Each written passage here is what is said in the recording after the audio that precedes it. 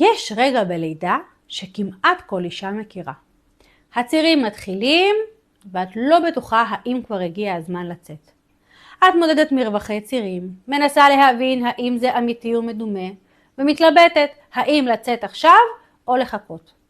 והרבה פעמים זה קורה דווקא בשעות הערב, כשהמרפאות כבר סגורות ואין באמת איפה להיבדק, חוץ מלנסוע לבית החולים.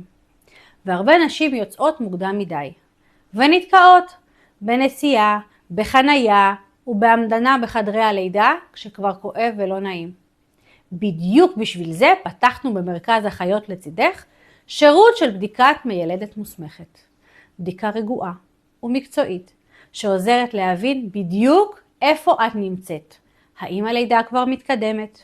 האם הגיע הזמן לצאת? או שאפשר להישאר עוד בבית בביטחון וברוגע.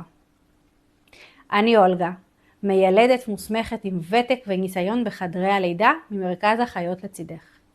אם את לקראת לידה, תשמרי את זה.